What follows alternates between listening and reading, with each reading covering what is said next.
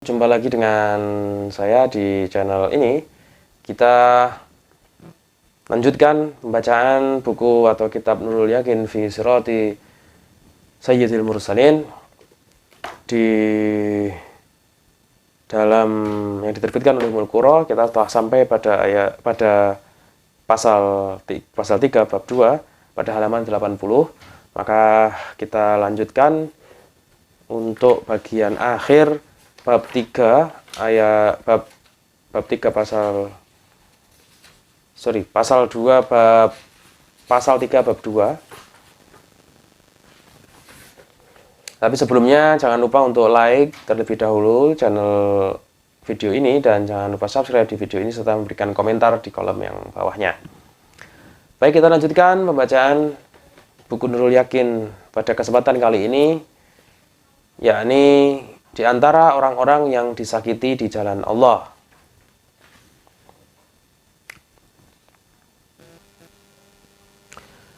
Sebagaimana Rasulullah SAW menerima perlakuan yang menyakitkan dari kaumnya, maka para sahabat pun mendapat perlakuan yang sama, karena mereka mengikuti Rasulullah SAW, terutama sahabat yang tidak memiliki keluarga yang dapat melindungi dirinya dari serangan musuh.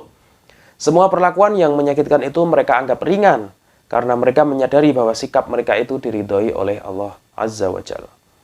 Keyakinan mereka terhadap agama Islam tetap kuat dan tidak goyah serta tidak terkena fitnah. Allah Azza wa Jalla menegakkan keimanan mereka sehingga akhirnya Dia menyempurnakan agamanya di tangan mereka, dan mereka akhirnya menjadi raja-raja di muka bumi yang sebelumnya mereka adalah orang-orang lemah, sebagaimana yang telah disebutkan dalam firman-Nya. Dan kami hendak memberi karunia kepada orang-orang yang tertindas di bumi ini, dan hendak menjadikan mereka pemimpin dan menjadikan mereka orang-orang yang mewarisi bumi. Di antara orang-orang yang disakiti oleh orang-orang musyrik di jalan Allah, yakni ada beberapa nama. Yang pertama Bilal bin Rabah, kemudian yang kedua Amr bin Yasir, berikut saudara, ayah dan ibunya atau keluarga Ammar bin Yasir, dan yang ketiga Khabbab bin Al-Ard, kemudian yang ketiga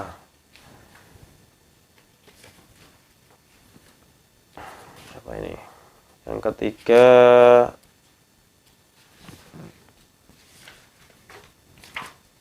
hanya ada 3 yang merasakan.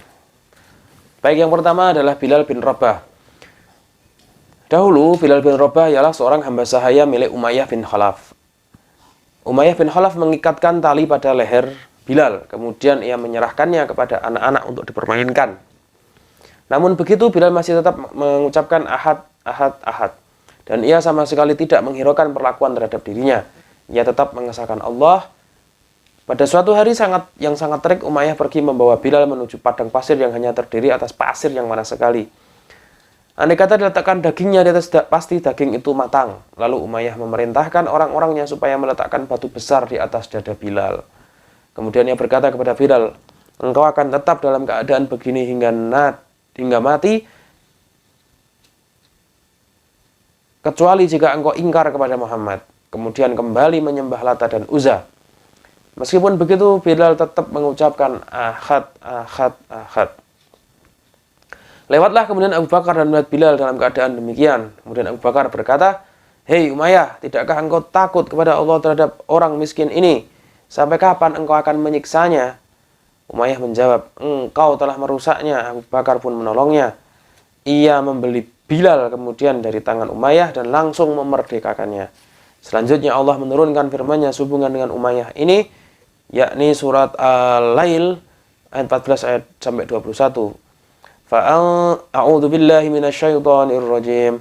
Fa'anzartukum naran taladzza la yaslaha illal ashqa alladzi kadzdzaba wa tawalla wa sayujannabuhal atqa alladzi yu'ti malahu yatazakka wa ma li ahadin 'indahu min ni'matin tujza illa ibtigha'a wajhi rabbihil a'la wa lasawfa yarda. Maka kami memperingatkan kamu dengan neraka yang menyala-nyala. Tak ada yang masuk ke dalamnya kecuali orang yang paling celaka, yang mendustakan kebenaran dan berpaling dari iman. Dan kelak akan dijauhkan orang-orang yang paling takwa dari neraka itu. orang yang menafkahkan hartanya di jalan Allah untuk membersihkannya, padahal tidak ada seorang pun memberikan suatu nikmat kepadanya yang harus dibalasnya. Namun dia memberikan itu semuanya semata-mata karena mencari keridhaan Allah yang maha tinggi.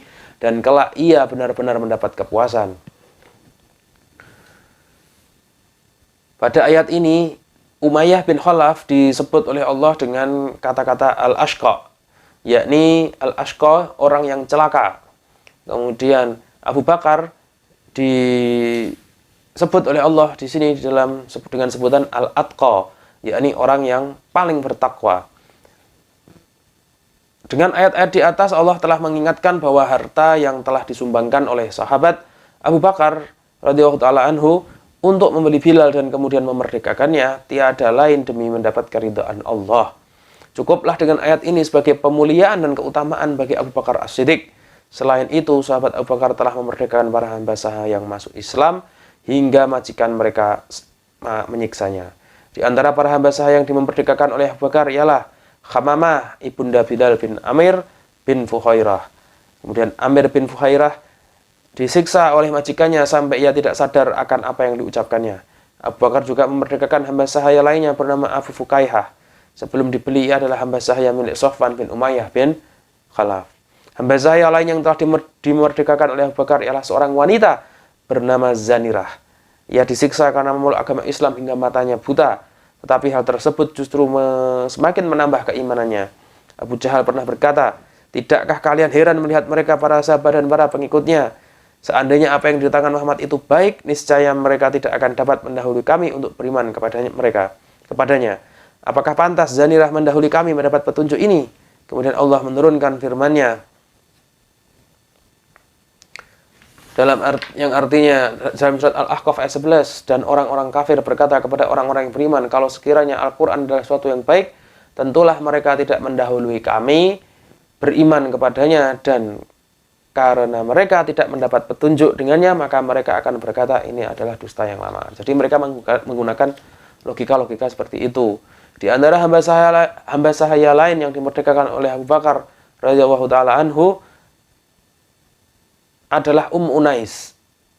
Sebelumnya, Unais adalah hamba sahaya perempuan milik Bani Zahrah. Dan orang yang sering menyiksanya ialah Al-Aswad bin Abdu Yaghus. Dan orang kedua yang mendapatkan siksa di jalan Allah setelah masuk Islam yaitu Ammar bin Yasir dan keluarganya. Berikut saudara, ayah dan ibunya. Mereka disiksa dengan api. Kemudian datang kepada mereka Rasulullah SAW seraya bersabda, "Bersabarlah wahai keluarga Yasir, karena sesungguhnya tempat kembali kalian adalah surga. Ya Allah, ampunilah keluarga Yasir, sungguh mereka sedang menghadapi cobaan yang berat." Adapun ayah dan ibu Ammar, keduanya meninggal dunia sewaktu dalam penyiksaan. Sementara Ammar sendiri karena tak tahan menghadapi siksaan yang keras dan bertubi-tubi, akhirnya terpaksa mengucapkan kalimat kekufuran. Sebelum itu Abu Jahal memakaikan kepada Ammar baju besi. Sedangkan waktu itu adalah hari yang sangat panas sehingga Ammar tak mampu menahan panas lalu mengucapkan kalimat kekufuran. Kaum muslimin berkata, Ammar telah kafir, Ammar telah kafir. Namun dijawab oleh Rasulullah SAW bahwa Ammar dipenuhi oleh iman, mulai dari atas kepalanya hingga ujung kedua telapak kakinya. Sehubungan dengan peristiwa itu, Allah Azza wa Jalla menurunkan firman-Nya sebagai pengecualian dalam hukum kemurtadan, yaitu A'udzu billahi minasyaitonir rajim. Man kafara billahi min ba'di imanihi illa man ukriha wa qalbuhu mutmainnun bil iman. Walakin man syaraha bil kufri sadran fa'alaihim ghadabun minallahi wa lahum 'adzabun 'adzim. Barang siapa yang kafir kepada Allah sesudah dia beriman, kecuali orang yang dipaksa kafir, dia mendapat kemurkaan Allah. Padahal hatinya tetap tenang dalam beriman. Dia tidak berdosa, akan tetapi orang yang melapangkan dadanya untuk kekafiran, maka kemurkaan Allah menimpanya dan baginya azab yang besar. Kemudian orang ketiga yang disiksa karena masuk Islam di jalan Allah, yakni Khabbab bin Al-Ard. Pada zaman jahiliyah ia menjadi tawanan, kemudian dibeli oleh Ummu Ammar. Ia adalah seorang pandai besi dan Muhammad sering mengunjunginya sebelum diangkat menjadi nabi. Tatkala Allah Azza wa Jalla mengangkatnya menjadi nabi, Khabbab bin Ard langsung masuk Islam. Majikannya pernah menyiksanya dengan api.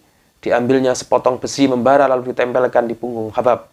Tapi hal itu tak menggoyangkan iman Khabbab, bahkan semakin mengokohkannya. Pada suatu hari Khabbab datang menemui Rasulullah SAW. Ia mengadu, "Tidakkah engkau meminta pertolongan untuk kami? Tidakkah engkau berdoa untuk kami ya Rasulullah SAW?" Mendengar pertanyaan itu, Rasulullah SAW segera bangkit dan mukanya merah padam seraya berkata, "Sungguh orang-orang sebelum kalian ada yang diringkus kemudian digalikan lubang baginya dan ia ditimbun di sana. Lantas didatangkan gergaji dan diletakkan di kepalanya sehingga kepalanya terbelah menjadi dua.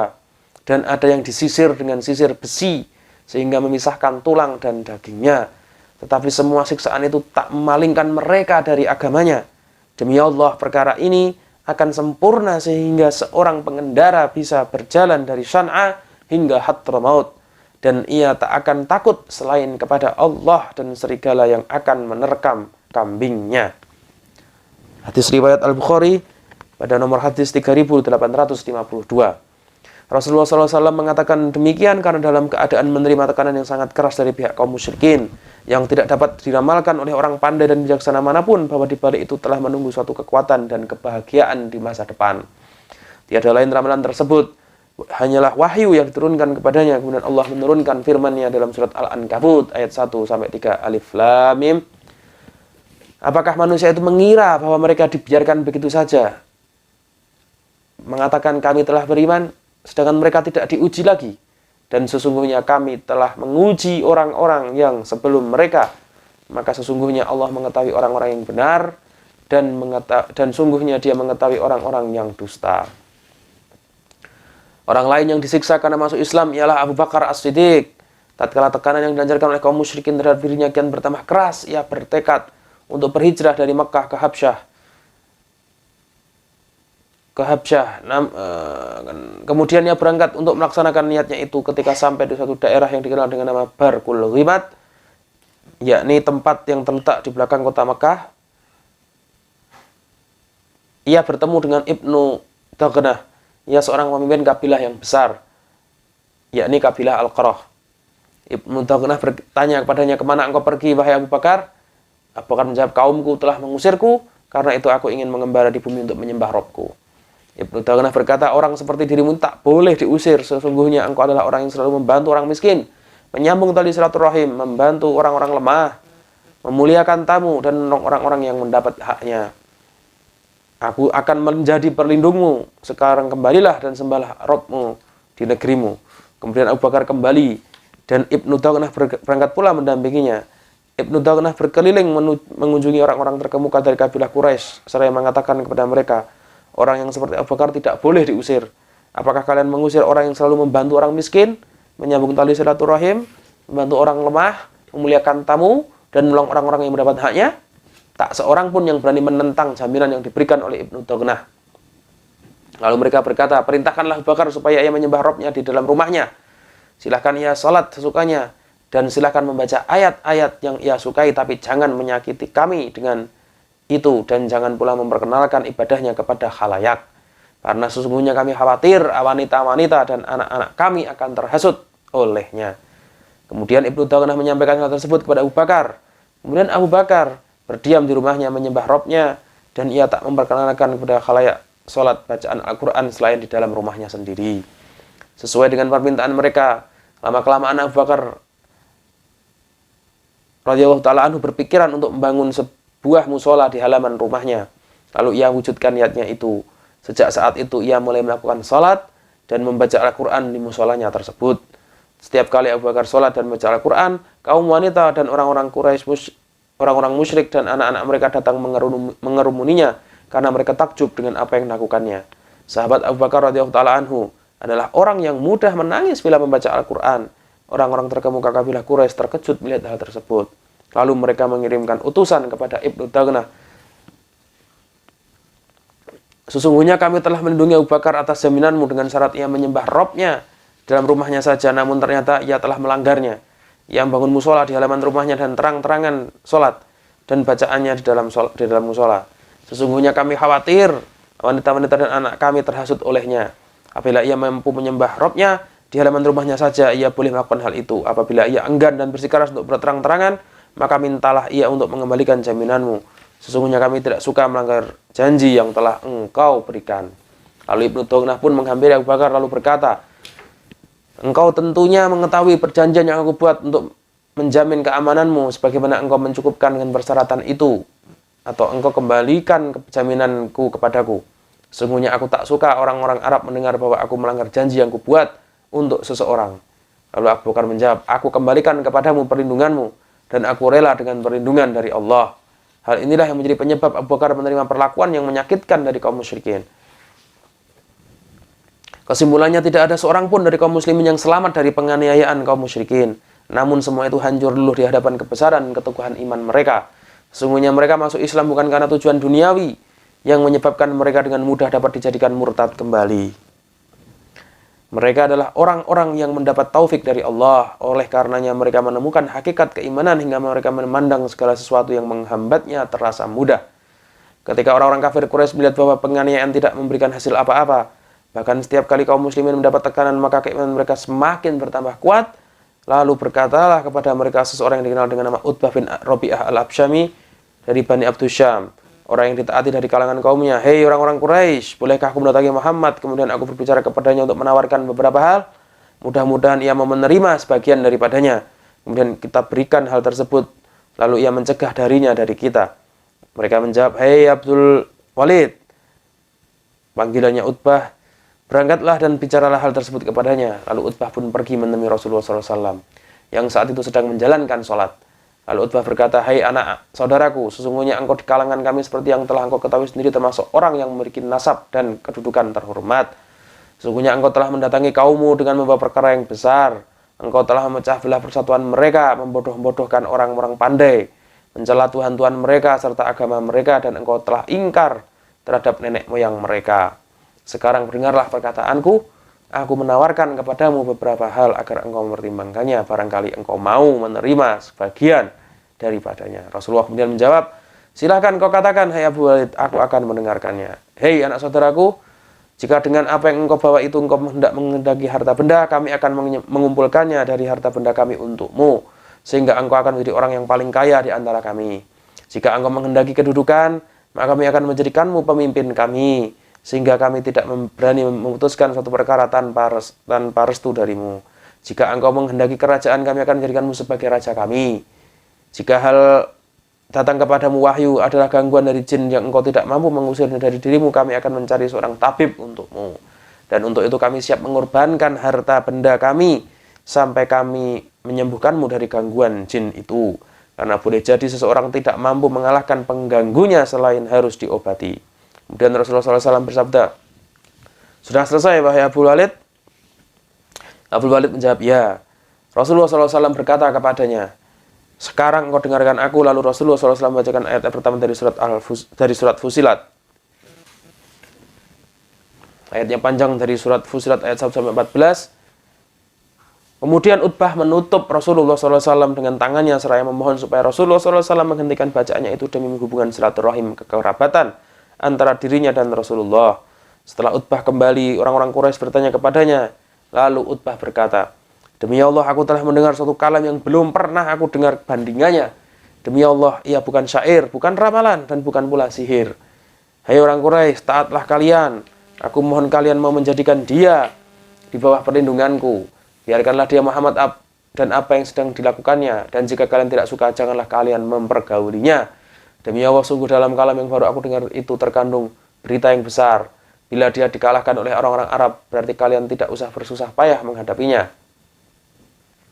Cukup hanya dengan orang-orang selain kalian. Bila mana ternyata ia menang atas orang-orang Arab yang lain, maka kejayaan berarti sama juga dengan kejayaan kaum Quraisy. Mereka menjawab, sungguh kamu ini telah terhina, terkena sihir Muhammad, kata mereka. Utbah berkata, ini hanya pendapatku sendiri. Riwayat ini ada di dalam Al-Baihaqi Ad-Dalail 1 jilid 175, kemudian ada di dalam Abu Ya'la dalam musnadnya.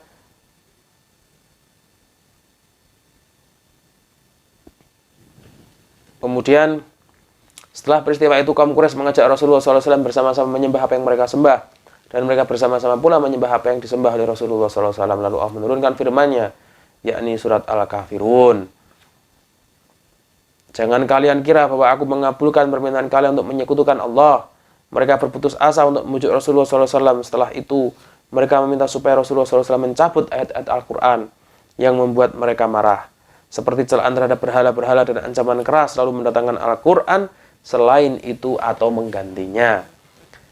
Sebagai jawaban atas permintaan mereka, Allah kemudian menurunkan surat Yunus ayat 15. Dan apabila dibacakan kepada mereka ayat-ayat Allah yang nyata, orang-orang yang tidak mengharapkan pertemuan dengan kami berkata, datanglah Al-Quran yang lain dari ini dan gantilah dia. Katakanlah, tidak patut bagiku menggantinya dari pihak diriku sendiri. Aku tidak mengikuti kecuali apa yang diwahyukan kepadanya. Sesungguhnya aku takut jika mendurhakai Tuhanku kepada siksa hari yang besar. Telah terjadi suatu peristiwa langka antara Rasulullah SAW dan orang-orang kafir Quraisy. Peristiwa tersebut dapat menjadi cahaya penerang bagi orang-orang yang meremehkan orang yang lemah. Pada suatu hari Rasulullah SAW bersama dengan para pembesar dan tokoh Quraisy dalam rangka menerangkan Al-Quran dan ajaran Islam kepada mereka. Tiba-tiba datanglah Abdullah bin Umi Maktum yang buta menghadap beliau. Abdullah bin Umi Maktum termasuk orang yang pertama masuk Islam. Pada waktu itu Nabi sedang sibuk menerangkan. Sebelumnya Nabi telah menemui sebagian dari mereka dan dengan ramah tamah, sehingga beliau sangat berharap mereka semua masuk Islam. Lalu Abdullah berkata kepada beliau, wahai Rasulullah, ajarkanlah kepadaku apa yang telah Allah ajarkan kepadamu. Abdullah terus-menerus mengatakan permintaan itu sehingga dirasakan amat berat oleh Rasulullah. Rasulullah tidak suka Abdullah memotong pembicaraannya dan khawatir kalau memalingkan perhatian kepada Abdullah yang miskin itu akan menyebabkan hati para tokoh Quraisy lari meninggalkan beliau. Lalu beliau pun berpaling darinya. Maka turunlah firman Allah sebagai teguran keras atas sikap Rasulullah tersebut, surat Abasa ayat 1-10. Setelah peristiwa itu Rasulullah SAW tidak pernah bermuka masam terhadap siapapun, khususnya terhadap orang-orang miskin. Apabila Abdullah bin Umi Maktum datang menghadap Rasulullah, maka Rasulullah SAW menyebutnya dengan kata-kata, selamat datang orang yang menyebabkan aku ditegur oleh Rabbku. Setelah peristiwa itu, kaum musyrikin melihat bahwa tuntutan-tuntutan yang mereka ajukan tidak diterima. Mereka bermaksud menggunakan cara lain, yaitu meminta kepada Rasulullah mengeluarkan bukti-bukti yang menurut dugaan mereka Rasulullah SAW tidak akan mampu melakukannya. Kemudian Rasulullah SAW, kemudian mereka sepakat melakukan hal itu, lalu mereka berkata kepada Rasulullah, "Hai Muhammad, jika memang engkau benar-benar seorang Rasul, perlihatkanlah kepada kami suatu mukjizat yang kami minta supaya engkau mendatangkannya, yaitu belahlah bulan menjadi 2 bagian." Maka Allah memberikan mukjizat ini kepada Rasulullah SAW sehingga terbelahlah bulan purnama menjadi 2. Lalu Rasulullah SAW berkata, saksikanlah oleh kalian. Hadis peristiwa ini diriwayatkan oleh sahabat Ibnu Mas'ud yang termasuk salah seorang yang pertama masuk Islam, dan hadis ini diriwayatkan olehnya melalui banyak jalur sanad. Peristiwa itu juga disebutkan di dalam awal surat Al-Qamar. Telah dekat datangnya saat itu dan telah terbelah bulan. Ketika orang-orang yang ingkar melihat mukjizat yang besar ini, sebagian dari mereka ada yang berkata, sungguh kalian telah terkena sihir untuk Abu Kabsyah. Maka Allah menurunkan ayat tentang mereka, dan jika mereka orang-orang musyrik melihat suatu tanda, mereka berpaling dan berkata, ini adalah sihir yang terus-menerus. Kemudian mereka meminta supaya Rasulullah SAW mengeluarkan mukjizat lainnya. Mereka meminta hal tersebut tiada lain karena terdorong oleh pengingkaran dan kerasnya hati mereka. Di antara permintaan mereka ada di dalam surat Al-Isra ayat 90-93.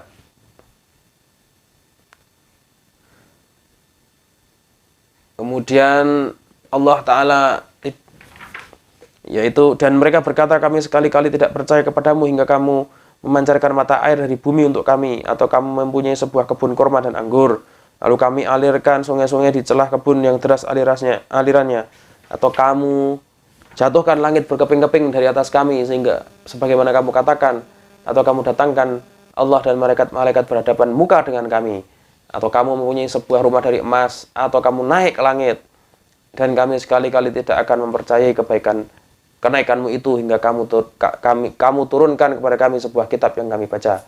Namun Allah kemudian tidak mengabulkan permintaan mereka selain dengan firman-Nya, katakanlah, subhana rabbi hal kuntu illa basyarur rasula. Bukankah aku ini hanya seorang manusia yang menjadi rasul? Allah kemudian mengetahui apa yang tersembunyi dalam hati mereka. Itu tiada lain hanya kefanatikan jahiliyah dan keingkaran. Sekalipun didatangkan kepada mereka mukjizat yang sangat jelas, mereka tetap akan tidak mau beriman.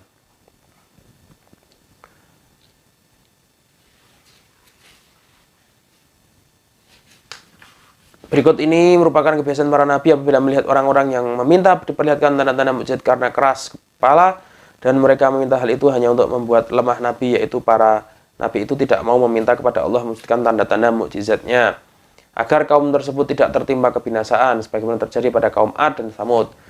Dan sekali-kali tidak ada yang menghalangi kami untuk mengirimkan kepadamu tanda-tanda kekuasaan kami, melainkan karena tanda-tanda itu telah didustakan oleh orang-orang yang dahulu. Hal tersebut pernah dialami oleh Al-Masih alaihissalam, yaitu ketika beliau berhadapan dengan Kaisar Herodes.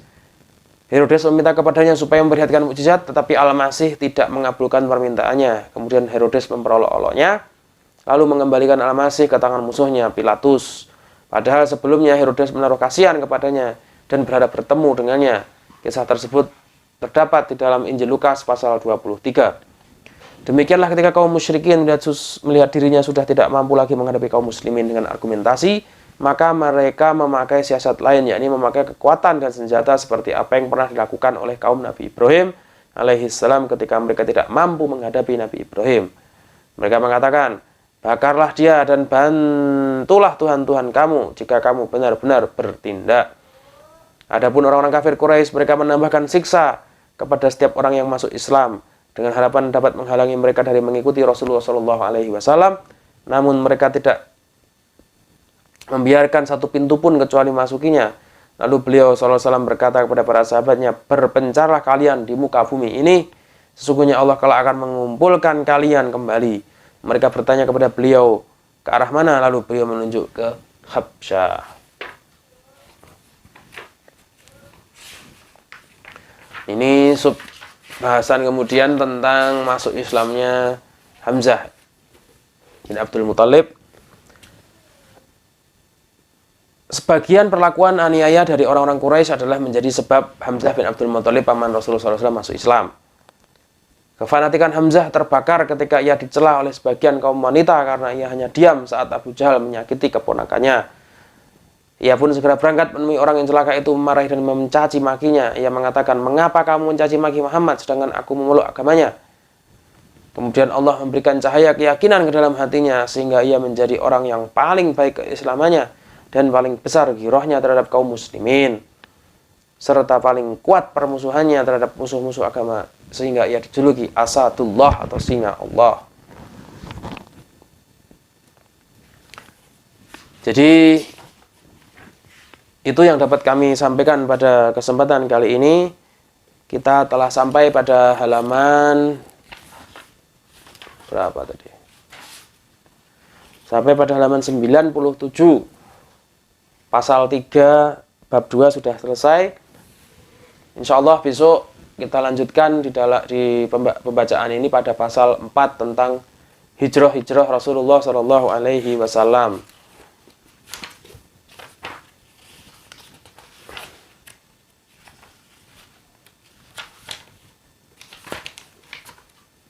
Wah, ini bahasanya juga panjang. Kita 19 halaman pada berikutnya sebelum kita ke bab 3. Baik, dari saya untuk hari ini cukup sekian. Jangan lupa like channel video ini dan berilah komentar yang positif kepada kami melalui kolom komentar, dan jangan lupa untuk subscribe channel ini. Dari saya cukup sekian. Wabillahi taufik wal hidayah. Wassalamualaikum warahmatullahi wabarakatuh.